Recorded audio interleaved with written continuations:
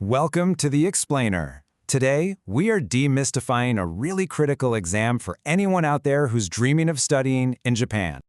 So, you're an international student, and you've got your sights set on Japan, right? Well, there's this one key exam you absolutely have to know about. And yeah, you could see it as a hurdle, but honestly, it's really your biggest opportunity. Don't think of the EJU as some scary barrier. It's more like the master key, the one that unlocks the door to higher education in Japan. It's the standardized test made just for students like you. So, okay, let's figure out what this thing is really all about. All right, here's what we're going to cover. First, we'll talk about its core purpose, your gateway to Japan. Then we'll map out the whole exam. Look at the science part, the science challenge, if you will, and the two different math courses. And you'll want to stick around because we'll end with a really important update to the syllabus. Okay, first things first. Let's get right to the core of it. Like, why does this exam even exist? What's its purpose? Because, if you understand why you're taking it, it makes figuring out what to study a whole lot easier. So, here's the bottom line. Japanese universities use this one exam to check if you've got the basics down. The stuff you need to actually succeed once you're in their classrooms. It's pretty much their standard way of making sure you're ready for college-level work in Japan. Okay, so we know why it exists. Now let's get a bird's-eye view of the exam itself. It's really important to know that it's not just one giant test. It's actually made up of different subjects, and you get to choose which ones you take. So the whole EJU is built around these main subjects: Japanese, science, and math. And depending on what you want to study, you'll pick a different mix. So like, if you're going for something in the humanities, you might take a subject called Japan and the World. But if you're a science hopeful, well, you're going to be focusing on, you guessed it, science and math. And let's be clear about the Japanese section. This isn't just about whether you can order ramen, okay? It's testing if you can sit in a university lecture and actually understand what's going on. Can you read a dense academic paper? Can you write an essay with a logical argument? It's all about that next-level academic fluency. Okay, now for the science part. And this is where it gets really interesting. Because you don't have to be a genius in every science. The exam actually gives you a choice, which is awesome, because it lets you play to your strengths. And it's the same deal with math. Just like with science, you're going to have to make a really important choice here. And that choice, it completely depends on what you plan to study at university. So let's dive into that science challenge a bit more. Making the right choice here is, and I can't stress this enough, everything. You absolutely have to know what your dream university requires before you even sign up for the test.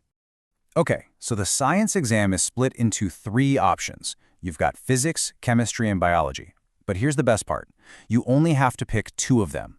So if you're amazing at biology, but physics, isn't your thing, perfect. You can just focus on what you're good at. But a quick word of warning. Don't think this is just a simple review of high school science. The material covers what's taught in both the basic and advanced courses in Japanese high schools. They're making sure you're truly ready for some pretty tough university-level science classes. Just to give you a little taste of what we're talking about, in chemistry you'll see things like Le Chatelier's principle. For biology, think concepts like endosymbiosis. And in physics, you're looking at things like Kepler's laws. So yeah, it's pretty comprehensive. All right, let's switch gears to mathematics. And you guessed it, just like with science, you've got two different courses to choose from. And the path you pick is going to have a huge impact on your applications. The choice here is actually pretty straightforward. It's all about what you want to study. Course 1, that's for you if you're aiming for the humanities or social sciences, fields where you need to be good at math, but maybe not a calculus whiz. Course 2, though, that's the advanced track. This is for the heavy hitters. We're talking future engineers, scientists, doctors. It's for the programs that expect you to have a really deep understanding of math from the moment you step on campus. So Course 1 covers 7 main topics. Things like quadratic functions, some geometry, a little bit of probability. It's kind of like your essential math toolkit.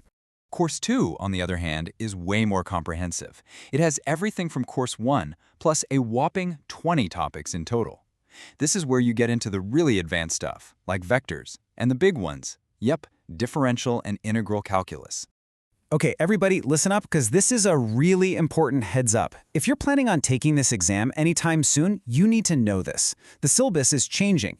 These new updates are going to take effect starting with the very first exam in 2026. So let's break down what's new. In chemistry, they're swapping out the term thermochemical equation for enthalpy, so it's more of a terminology shift. In biology, nothing's being taken away, but they're adding a new topic on ecosystems and human activities. And for math, get ready for some new stuff. Expected value and probability distributions are being added. So you might be wondering why the changes. Well, it's pretty simple. They're just keeping things up to date.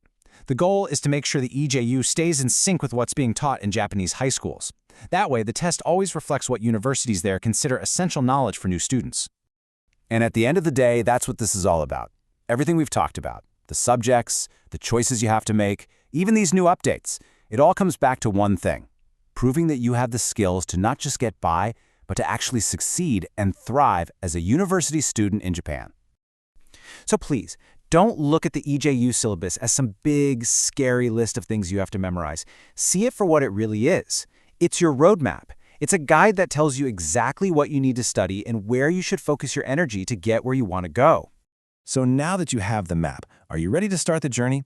Because once you understand the structure and you know the choices you need to make, you're not just blindly studying anymore. You're preparing with a real strategy, with focus, and, most importantly, with confidence.